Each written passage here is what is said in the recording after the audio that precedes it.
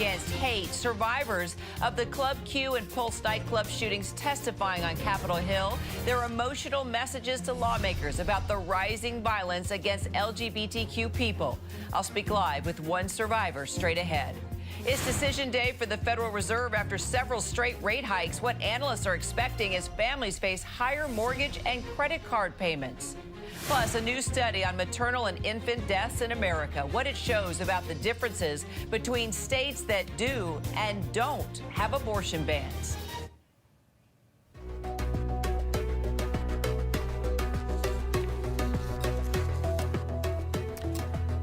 And we begin with that emotional testimony on Capitol Hill today as survivors of the deadly Club Q shooting in Colorado and a survivor of the Pulse nightclub massacre in Florida spoke before lawmakers. The House Oversight Committee holding a hearing on anti-LGBTQ violence and extremism in America. And those testifying included James Slaw, a survivor of the Club Q shooting, who described those terrifying moments when he and his sister were shot.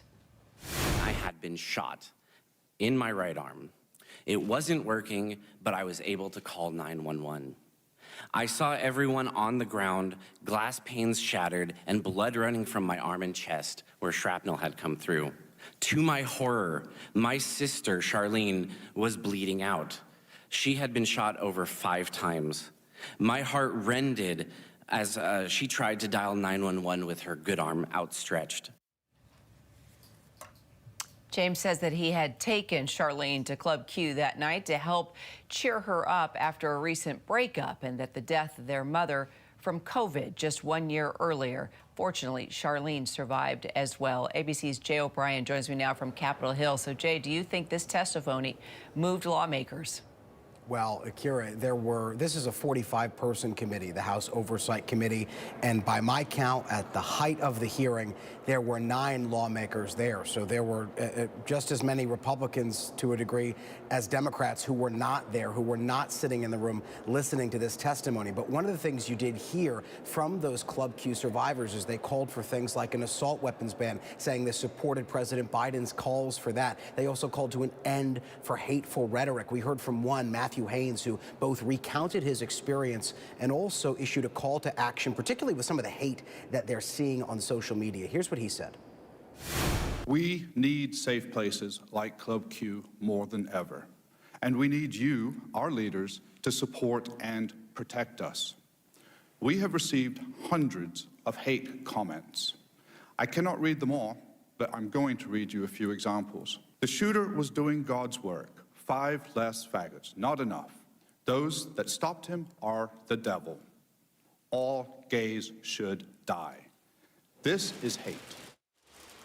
Carolyn Maloney, the chair of that committee, said that despicable policies, that was her quote, is one of the reasons why she chose to hold this hearing. Those policies he's referring to are policies in Republican-led states that she says fuel this kind of hate violence. Now, we heard from Republicans in the committee, James Comer, who's the ranking member, soon to be the chair of that committee when Republicans can take control in January. He said that the committee should instead be focusing on rising violent crime across the country. We heard from another survivor in that hearing again today who said that he took offense to Comer's comments and stared at Comer the entire time as he gave his testimony. So, Jay, why hold this hearing now? Well, that's the open question. Carolyn Maloney, who will no longer be the chair of that committee come January, has said she wanted to hold this hearing both before her tenure as chair is up, but also before Republicans take control of the committee, because the priorities of this committee are going to shift come January. The House Oversight Committee is going to be the tip of the spear when it comes to investigating the Biden administration and Hunter Biden. So Democrats looking to highlight what they believe are key issues, the rise in LGBTQ violence, before this committee changes hands in just a few weeks from now. And we also, Jay, heard from that survivor of the Pulse nightclub shooting. Let's talk about the impact of that testimony.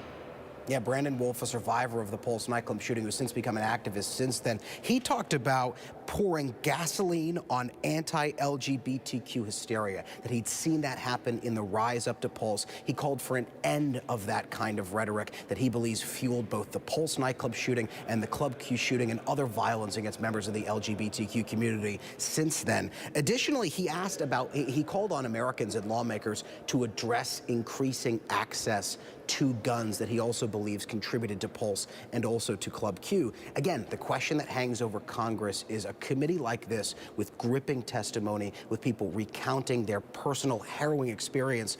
What kind of an impact does that have on this Congress in the last 2 weeks of Democrat control of the House, and then, of course, the next 2 years of Republican control of the House come January? Jay O'Brien, appreciate it. Thank you so much. Let's continue the conversation, shall we? Our next guest is a survivor of the Club Q mass shooting who spoke also before lawmakers today. Here's a bit of what Michael Anderson had to say. The time to do something is now.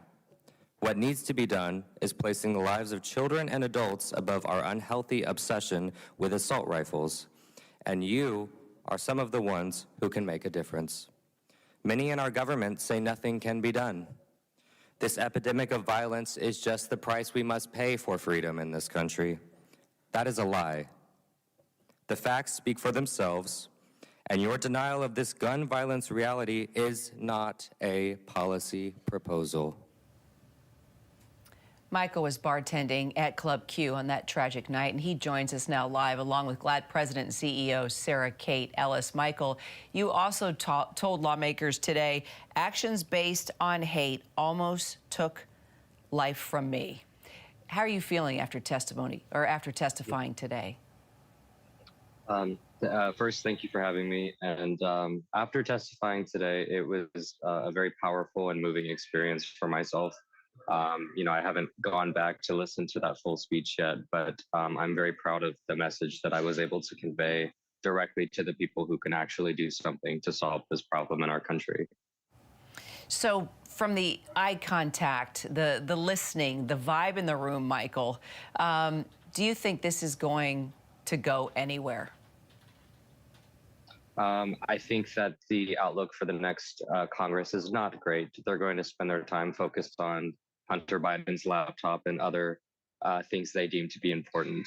So I'm grateful in this last few weeks of this Congress that we were able to have this session with Chairwoman Maloney prioritizing this for us. But I do hope Republican hearts and minds change. I don't know how many people and different types of people need to die before they realize that there is a common denominator amongst all these attacks. And you look at the weapons used in most of these mass shootings, and you'll see a very, very common response on that list. Have you been able to go back to work, Michael? I mean, what has life been like for you? Clearly, you have the resilience and the strength to get before lawmakers and testify, but has life in any way gotten back to normal when it comes to work? Absolutely not. My only job at the time was bartending at Club Q. Since this has all happened, I've now become an administrator for the club on the business side of things. So I'm working directly with club owner Matthew Haynes to move the club forward and start to figure out what the future looks like for Club Q. But in terms of the life I live for this, it has completely changed in almost every aspect possible. Well, you're definitely doing something to be proactive, that's for sure, Michael. And Sarah, as we all know, this is not an isolated event. I mean, hate crimes against the LGBTQ community are putting the livelihood of people in the community at stake and at risk every day. I mean, businesses, entertainers, patrons, all afraid to go back to places that are supposed to be safe spaces. So what's your take on how lawmakers are responding to this? And do you think this testimony from people like Michael will go anywhere? Well, I think it's really that we raise this narrative up and that we continue the conversation, because we do know that there has been an assault on our community, both legislatively and with rhetoric. And then we know that this all goes back onto social media platforms that goes unchecked, and it boils over into our towns and our cities and ends in violence. And we need to draw that narrative and line for folks who don't understand that over 300 anti-LGBTQ bills, they flood the system with anti-LGBTQ rhetoric, that there's something wrong with us, that we are inhumane, that we shouldn't exist. And then you marry that with social media and you become even more desensitized, and it ends up in violence against our community. We tracked 150 attacks on LGBTQ events this year so far. That's unheard of for the LGBTQ community. So there is definitely something going on in that there is more and more hate against our community that is being perpetuated by political operatives who have an agenda of their own, and they're using our community, and it's ending up in very violent situations for our community. So it's really important that we're out there talking about this, that we're educating people about this, because I think education and awareness is the beginning of it. So let me follow up and just add to that. I mean, on the complete opposite side of things, you know, yesterday, President Biden signed the historic Marriage Equality Act into law. So much love. I mean, it was incredible to see just the outside on the lawn there at the White House. So many advocates and supporters there as that happened. But there were still some Republicans that voted against it. Is there hope, you think, though, just seeing what happened yesterday, that movements like that, historic moments like that, will help prevent the violence and extremism that we are seeing? Absolutely. I think yesterday was historic. It was celebratory, and it is a step in the right direction. And we need more bipartisanship around everything that we do, because politicizing LGBTQ people is not what Americans think. Over 70% of Americans think that we should be married and that we should live equal lives in this country. So putting targets on our back is actually against American will. So I think yesterday was a glimmer of hope, a big shining hope. It was great to finish the year that way, in such a positive way, and we need more of that.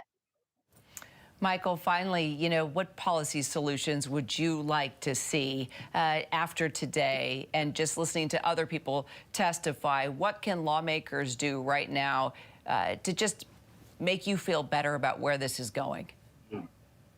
Sure. I did say previously on another program, but my problem is that the Republican Party live in this state of denial where they just send thoughts and prayers, as we heard today in the committee, and that's all they do.